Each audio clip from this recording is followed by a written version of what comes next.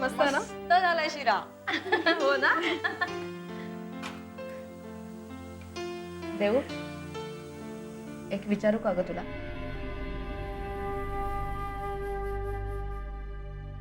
विचार. विक्रमचं आणि तुझं व्यवस्थित चाललंय ना? नाही म्हणजे पेपरमध्ये रणवीर राजे आणि विक्रम यांच्यात वाद झाल्याची बातमी छापून आली होती म्हणून विचारते. आई, मी तुला आधीच सांगितलंय ना, त्याची तू अजिबात काळजी करू नकोस. भैयासाहेब आणि विक्रम मधले वाद विक्रम घरी कधीच घेऊन येत नाही. पण मी म्हणते वादाची गरजच काय? एकदा हक्क सोडायचा आणि नंतर त्याच हक्कासाठी भांडायचं, ह्याला काय अर्थ आहे? काकू, विक्रम प्रॉपर्टीसाठी नाही भांडत. पण देऊ तू त्याला समजावून का नाही सांगत? मी विक्रमला सांगितलं की मला राजे शिर्क्यांच्या प्रॉपर्टीमध्ये अजिबात इंटरेस्ट नाही आणि विक्रमनेही खूप पैसे कमवावेत असंही मला वाटत नाही. पण ह्या सगळ्या गोष्टींना घेऊन विक्रम खूप इमोशनल आहे. म्हणून मी काहीच बोलू शकत नाही.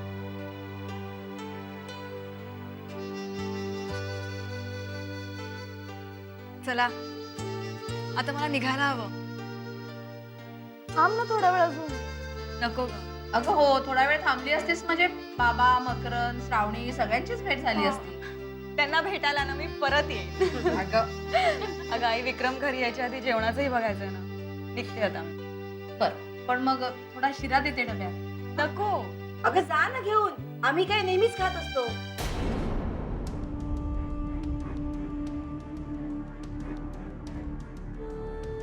नाही म्हणजे हे सुद्धा मी कौतुकानेच बोललीस, माहितीये मला.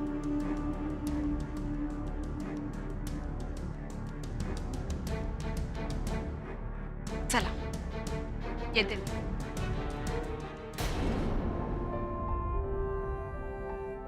बाय साक्षी. बाय. आई, अच्छा काकू येते.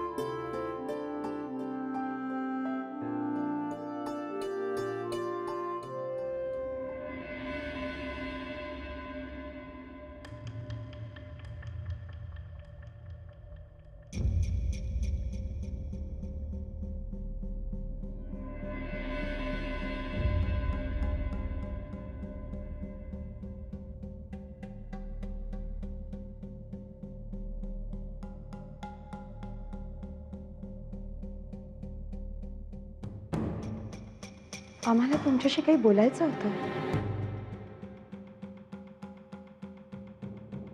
बोला. नताशाबद्दल बोलायचं होतं.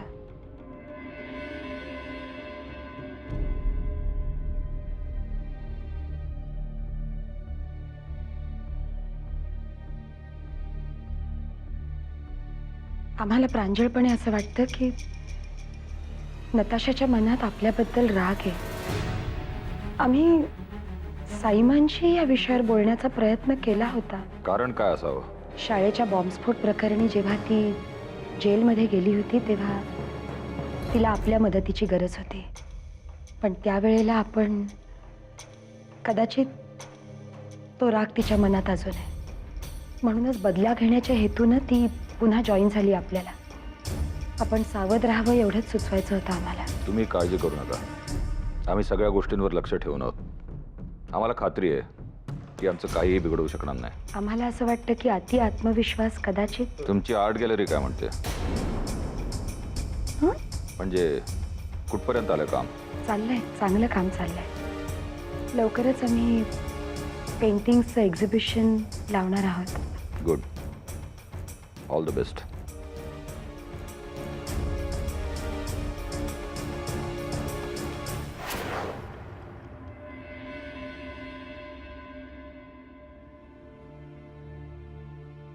दादू पण ना कधी येणार आहेत कोणास ठाऊक. दादू, दादू काय आहे? कुठे होतात तुम्ही? केव्हापासूनची मी तुमची वाट बघत होते. अगं काय झालंय काय एवढं? दादू, मला तुम्हाला एक खुशखबर सांगायची आहे. खुशखबर? हा? राजची सुटका झाली का काय? नाही. मी सांगते, साक्षी पोलीस ऑफिसरची परीक्षा पास झाली आहे. हो, कॉंग्रॅच्युलेशन. थँक्यू दादू. बेटा अशीच खूप मोठी हो ग. तुझ्या वडिलांनी कर्तृत्वाने जसं माझं नाव मोठं केलं तसं तू तुझ्या वडिलांचं नाव मोठं कर. आज मुलापाठोपाठ मी माझी नात या देशाला अर्पण करतोय आणि या गोष्टीनं माझा ऊर भरून आलेला आहे.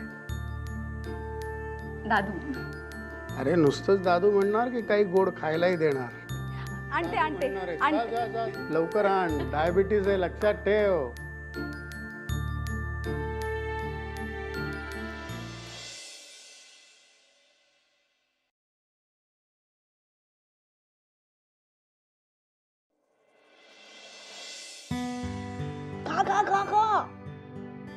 तू पण का आता सांग पेढा कशासाठी? साक्षी पोलीस ऑफिसरची एक्झाम पास झाली. अरे क्या बात आहे, वा फारच मस्त न्यूज आहे. फोन लाव तिला, आम्हाला बोलायचं त्याशी. आणि मी आज जाऊन तिला भेटूनही आले. तरच बरं वाटलं असेल ना तिला? हो, खूप खुश होती.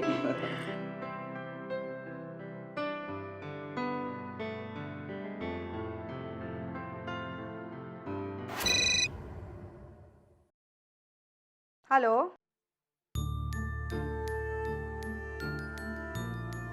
हॅलो, विक्रमादित्य बोलतोय. साक्षी आहे? जावई बापू कसे आहात? मी अभिलाषा काकू बोलते. जावई बापू मजेत आहेत काकू. कसं चाललंय? छान चाललंय, तुमच्या आशीर्वादाने सगळं आतापर्यंत तरी. आमचे कसले आशीर्वाद? अहो आशीर्वाद ज्यांचे घ्यायचे. साक्षी आहे का? तिला जरा देता फोन. अच्छा अच्छा, तुम्हाला साक्षीशी बोलायचंय का? हो.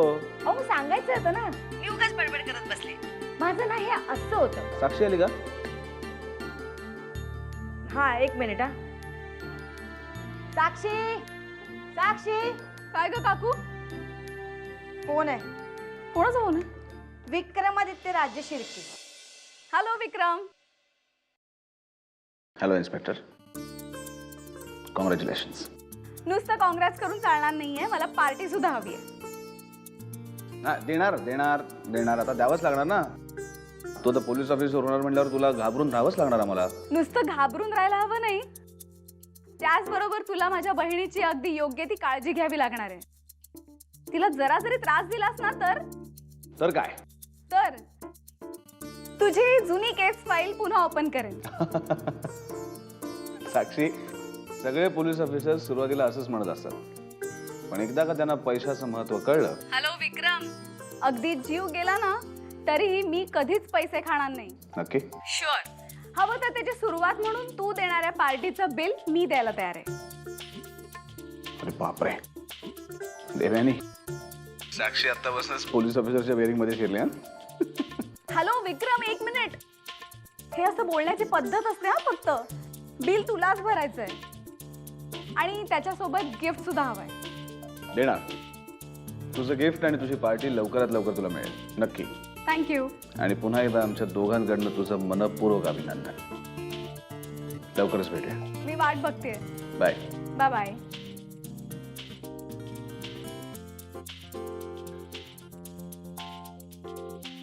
काय म्हणाली साक्षी? थांब, आम्ही पाणी पिऊन येतो, कारण खूप काय म्हणाले साक्षी.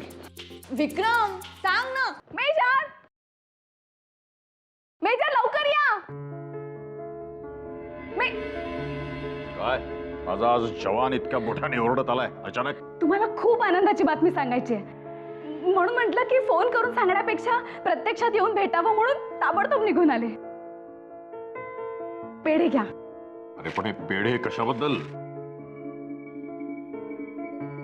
अरे झालं काय?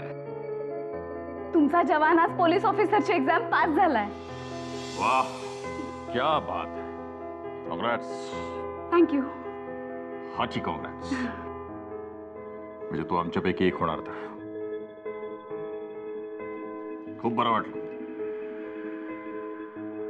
पण त्यापूर्वी मला तुला काही सांगायचं आहे.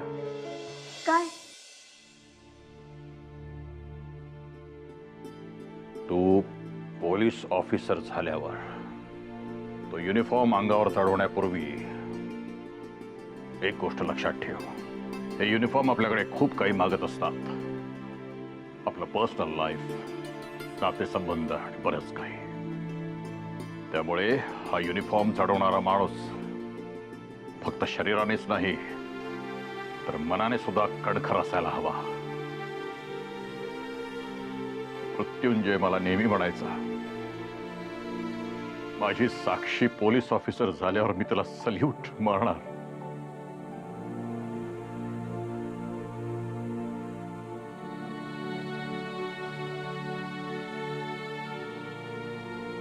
मेजर, मृत्युंजय रचला म्हणून काय झालं? पोलीस ऑफिसर होणाऱ्या या साक्षीला हा मेजर सॅल्यूट मारत आहे.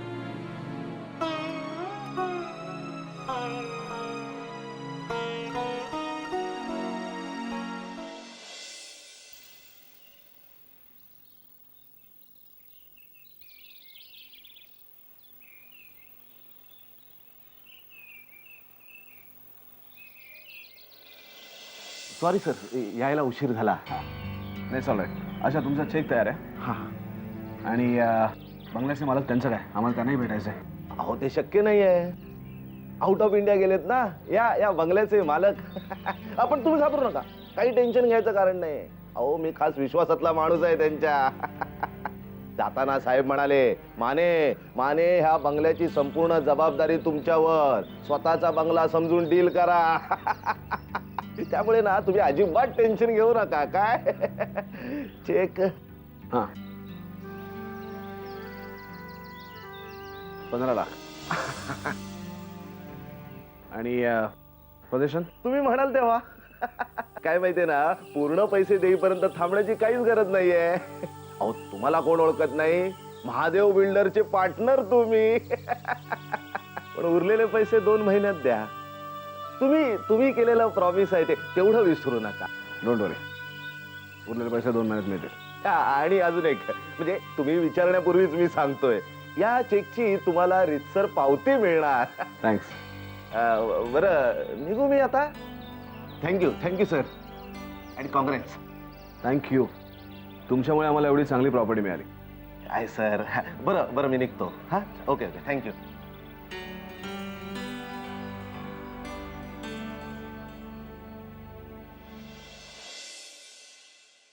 राज, तुला आता तुझ्या सुटकेसाठी दुसऱ्या कोणावरही अवलंबून राहण्याची गरज नाही. म्हणजे? मी तुला म्हणाले होते ना, पोलीस फोर्स जॉईन केल्यानंतर मी स्वतः तुझ्या सुटकेसाठी प्रयत्न करेन. राज, मी PSI ची एक्झाम पास झाले आणि आता लवकरच ट्रेनिंगला सुद्धा जाणार आहे. कॉंग्रॅट्स साक्षी. राज, खरं तर जेव्हा मला पहिल्यांदा युनिफॉर्म दिला जाईल तेव्हा स्वतः तू तिथे हजर राहावास आणि मला कॉंग्रॅट्स करावंस अशी माझी खूप इच्छा होती. तसं जरी नाही होऊ शकलं तरी स्ट्रायकरला पकडल्यानंतर जेव्हा तुझी सुटका होईल तेव्हा तू मला कॉंग्रॅट्स करू शकशील. साक्षी, तू प्रत्येक वेळेस इथे येऊन मला धीर देतेस, पण खरं सांगू, माझी आता जगायची इच्छा हळूहळू कमी होत चालली आहे. कधी कधी वाटतं या कोठडीतल्या अंधारातच माझा शेवट होणार आहे. कधी कधी वाटतं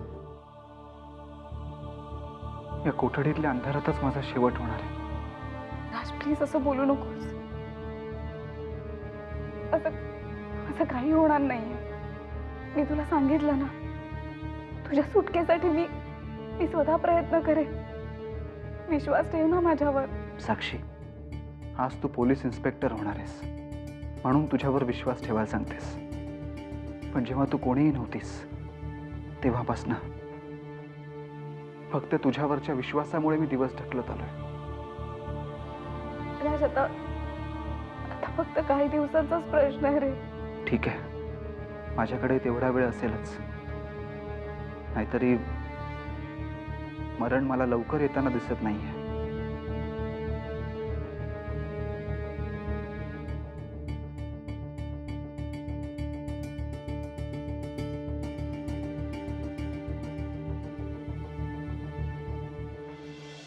डिनर झाल्यावर तुझ्या बरोबर इकडे राऊंड मारायला खूप मजा येतो बघ.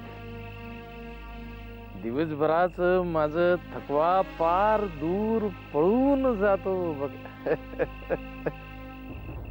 तुला खरं सांगू मोहिनी,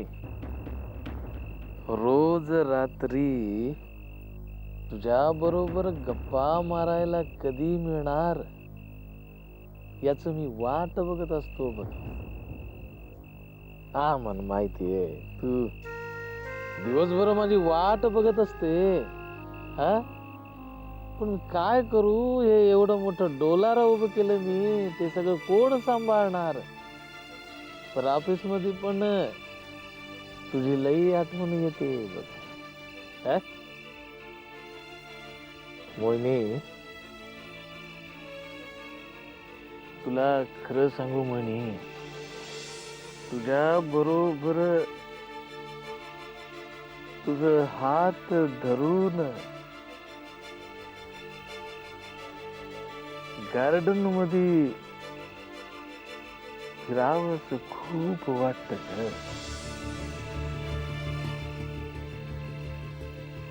पण तू कधी चालणार उठून? तुला हे असं बघितल्यावर मला ते रणवीर राजे शिर्केच नेहमी आठवण येत. त्याच्यामुळं तुझं हे असं असं पोझिशन झालं. मी नाही त्याचं असं पोझिशन केलं ना तर माझं नाव लिंगप्पा नाही बघा. आपल्या प्रेमाचं माणूस, त्याच हे स्थिती काय फील होत ते त्या रणवीरला पण कळायला पाहिजे ग. त्याला नाही मी तुझ्यासारखं असं व्हीलचेअर वर बसवलं तर नावाचा लिंगप्पा नाही बघ. तू अजून पण तेवढंच सुंदर दिसत ग, ब्युटिफुल.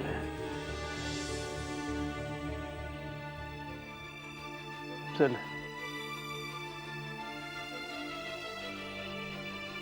खूप रात्र झालं, झोप येत ना तुला?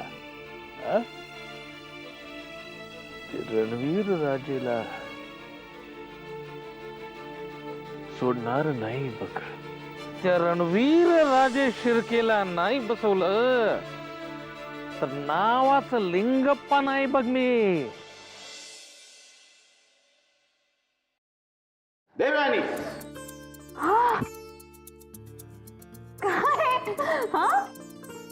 आज सॉलिड खुश दिसतोय. अभिनंदन. कशाबद्दल? अरे कशाबद्दल?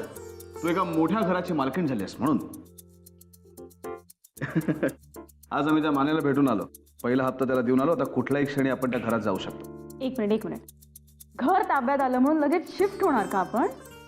हो का? काय प्रॉब्लेम आहे? अरे नवीन घर घेतलंय, वास्तू शांत करायला हवी. वास्तू शांत वगैरे होत राहील का? हा, एक प्रॉब्लेम आहे. काय? एक मेजर प्रॉब्लेम आहे देवयानी. आपण त्या घरी चाललोय पण ते घर इतकं मोठं आहे आणि माणसं दोनच. हे आपण एक काम करूया, आपण ना नील भैया आणि रागिणी बहिणींना सांगूया की तिथेच येऊन राहा आता. चालेल. आणि बाहेर मोठं गार्डन आहे देवयानी. हो, मग साक्षी काका दादू येतील की घरी? मग आपण मस्त गार्डन मध्ये बसून गप्पा मारूया. काय मजा येईल ना. चालेल, असंच करूया आपण. आणि बजरंग, माइंडकर, वस्तीतले ते सगळे, डमरू, त्याचा भाऊ, त्याची आई, इतर काही मुलं, त्यांच्या फॅमिलीज, माझ्या ऑफिसमधला स्टाफ, त्यांच्या फॅमिलीज, असं सगळ्यांना बोलूया आपण तिथे. हां, चालेल ना? का? काय झालं? देवयानी, मी आपल्या माणसांबद्दल बोलतोय. आपल्या दोघांची माणसं, बाहेर गार्डनमध्ये खेळणारी माणसं, गप्पा मारत बसणारी नाही. गर्दी करूया तिकडे माणसांची. खूप माणसं जमा करूया. हा चालेल. हा तर एक मिनिट. त्या आधी हं.